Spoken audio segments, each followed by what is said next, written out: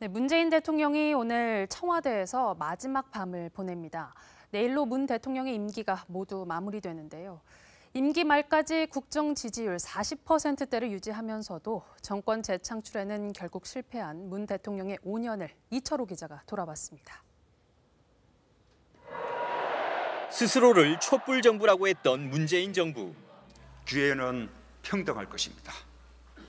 과정은 공정할 것입니다. 결과는 정의로울 것입니다. 기대는 높았고 청와대엔 활기가 넘쳤습니다. 나는 내 민정비 수석할 때 보좌관도 예선하고 그랬었어요. 북한의 잇단 대륙간 탄도 미사일 ICBM 발사와 6차 핵실험으로 위기가 고조되던 한반도. 평창 동계올림픽을 계기로 반전을 맞습니다. 아닙니다.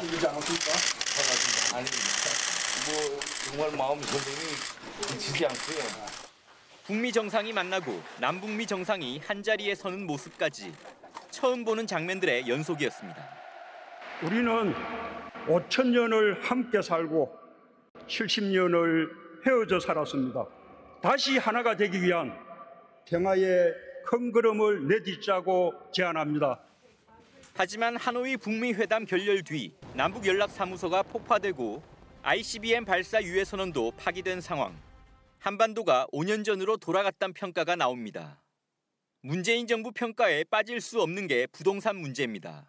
참여정부 정책 실패를 반복하지 않겠다고 했지만 결과는 반대였습니다. 문 대통령의 입장은 자신감에서 반성으로 다시 해명으로 바뀌었습니다. 부동산 문제는 우리 정부에서는 자신 있다고 이렇게 좀 장담하고 싶습니다. 부동산 부분만큼은 정부가 할 말이 없는 그런 상황이 되었습니다. 부동산 가격의 상승이 전 세계적인 현상이라는 겁니다. 코로나 대응에선 낮은 치명률로 대표되는 K방역 성과에 대한 찬사와 자영업자 피해 보상에 소홀했다는 비판이 공존합니다. 조국 사태로 대표되는 이른바 내로남불 비판은 끝까지 이 정부 발목을 잡았습니다. 인사에 있어서 때때로 국민들의 눈높이에 맞지 않았다. 그것이 이번 선거 과정에서도 또 부담으로 작용하기도 했던 점 국민들께 송구스럽게 생각하고요. 결국 자신이 지명한 검찰총장이 야당 후보가 되어 차기 대통령에 당선된 상황. 문 대통령은 아이러니라고 표현했습니다.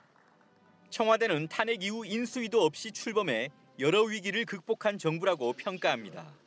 국민소득 3만 불 달성과 수출액 등 여러 지표에 있어 경제 성과도 분명하다는 겁니다.